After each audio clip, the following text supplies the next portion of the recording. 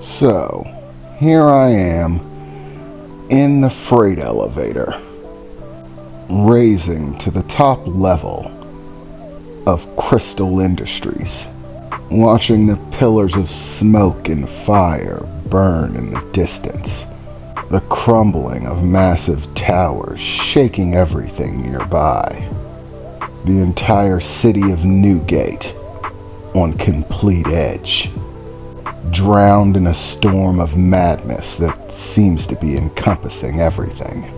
My story has been filled with life, death, and all the myriad of things that lie in between. If you've been listening up to this point, then you already know where we stand. At least up to a point you do. But my story isn't over yet. There's still more to be told, and I have a very important job to do right now. The freight elevator finally comes to a stop.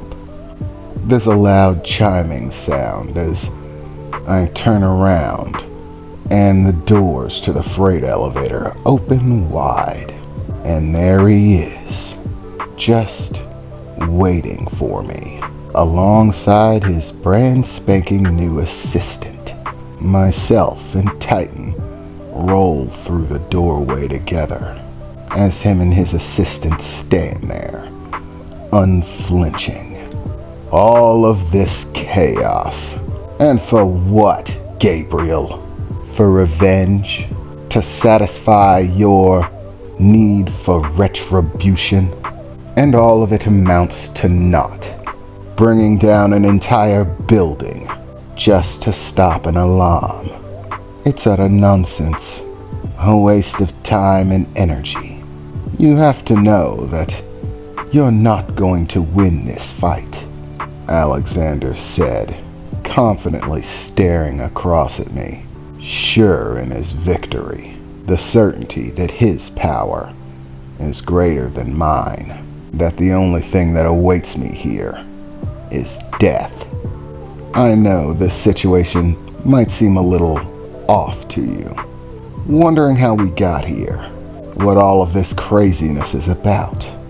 Well, as I said, there's still plenty of story left to tell. Last I left off, I had just received a visit from someone that I had no idea was actually a very old friend. Our interaction sparked the realization of new information, or should I say, the regaining of lost information, of memories and time. After speaking with Lilith, she arranged a transport for me and the rest of my team, direct to Biotech Industries headquarters, to have a once-in-a-lifetime meeting with Tallius Moon, who I had only recently found out was actually my father. Another lost memory stolen away from me. In a private high-tech transport provided by Biotech. The trip didn't take long at all, and we spent the entire time in silence. Both my friends and Lilith giving me an assortment of looks ranging from highly concerned, completely blown away, and in Lilith's case, utterly distrusting. After landing on the Biotech rooftop and being escorted to the head offices at the very top of the tower, I was there for the first time in nearly 2 decades that I saw my father, simply sitting there behind a desk, a very unpleasant expression plastered on his face, seeming very upset and angry, and even a bit annoyed, as myself, my team, and Lilith entered the double electronic doorways opening wide for us as we strolled in. My father in his typical high-class business suit, 3-piece, maintained for an appearance of perfect professionalism. And style, of course. His hair was actually beginning to gray somewhat around the edges, but it actually only made him look distinguished, even more respectable than he usually did. Gave him an air of wisdom, and it looked like he had kept all his hair. I suppose that's good for me. After all, his hairline is most likely going to end up being mine.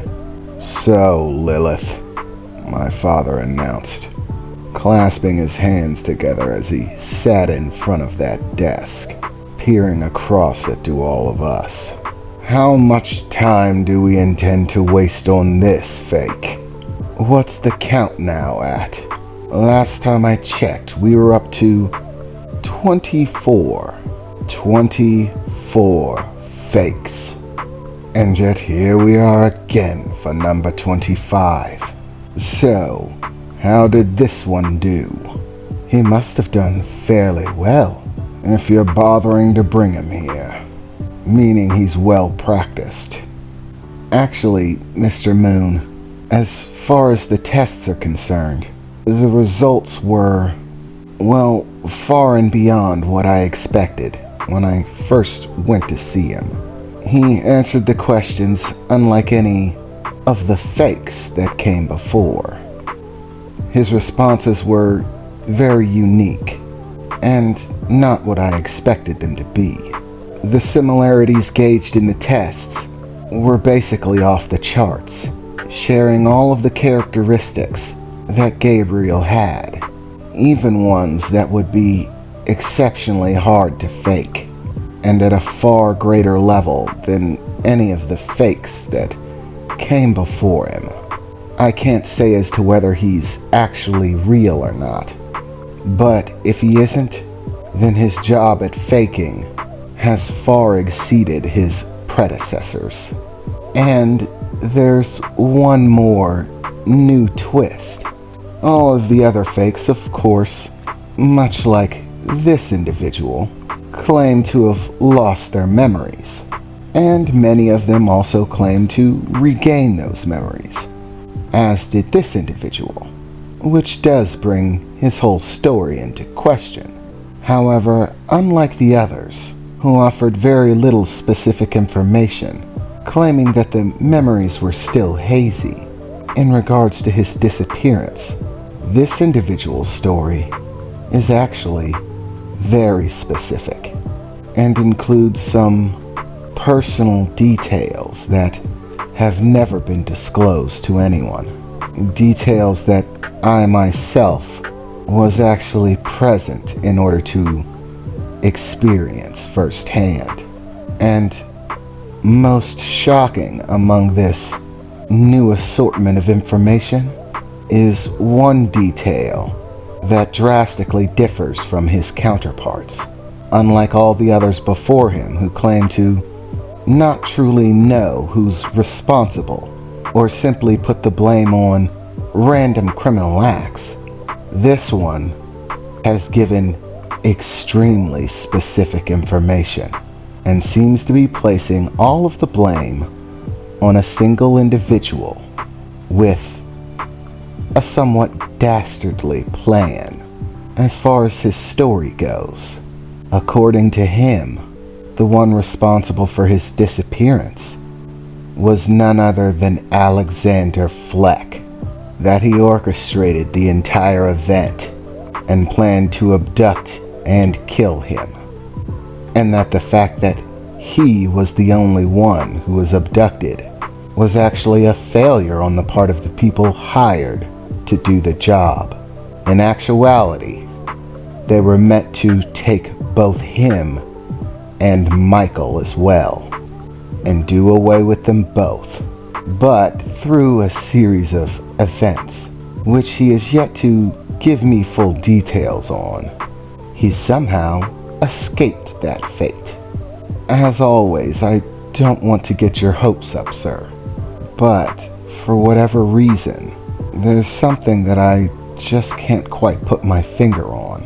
As silly as though as it may be, I have a strange feeling that He's telling the truth, or at least that he believes he is, Lilith said with a very dour expression, as if she was questioning everything, as if she truly couldn't decide whether to believe or not, like she was scared to believe it.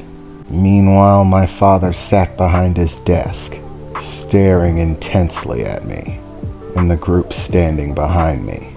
You, young man, have made some intense claims and allegations. Quite frankly, I'm getting so tired of hearing these stories, knowing that they're lies from charlatans attempting to play with the strings of my heart and the hearts of my family. So, I haven't bothered telling anyone else that you're here, since you're most likely a fake just like the others. I'd rather keep it between us for the time being. But rest assured, the fact that you're a fake will be revealed.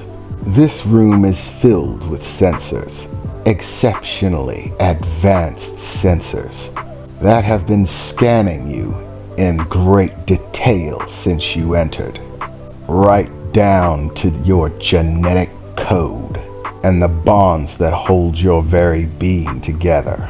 I'm well aware that nanite technology has made impersonation a much simpler task, but even if you found a way to alter your genetic code, my sensors will be able to detect the damage to your genetic system. The bonds which bind your DNA together can be changed with the advancements in nanotechnology, but the scarring that is left behind from that change is far from invisible.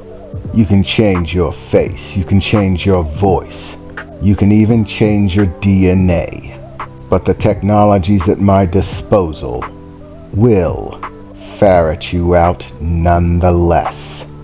But if you wish to waste more of my time, then you may go ahead. Tell me a story. But whatever that story is, I truly do hope that it was worth it. Because I assure you, once the tests reveal you as a fake, you're not going to be leaving here alive. I have suffered your kind for far too long. So in the meantime, you may use the time you have left in whatever way you wish. Try to convince me of your little story. It doesn't really matter to me. At this point, I've heard it all, he said, staring at me intensely, that focused glare burning holes through me, hatred in his eyes, absolutely certain that I was nothing more than a fake. Okay then, I'll tell you a story, but I know you don't believe it at this point. But there's nothing fictional about it. And quite frankly, I don't really believe or care that you'd kill me. It doesn't matter to me. Not at all. There was a time, a long time ago, when I respected you, even loved you. But it's been a long time. The boy who disappeared from here, he's basically gone now. There's next to nothing of him left. The only reason I bothered showing up was for one reason and one reason only. I'm gonna kill Alexander, and I don't really care about the petty details of it. Who believes me and who doesn't. Even if biotech refuses to sponsor me, it doesn't really matter. I already won the Black Label races. Somebody will sponsor me. And when they do, the first thing I'm going to do is find Alexander and rip him apart, limb from limb. But while we wait on your little tests, I might as well explain why. And all of it begins on that fateful day, all those years ago, on my mother's birthday of all days.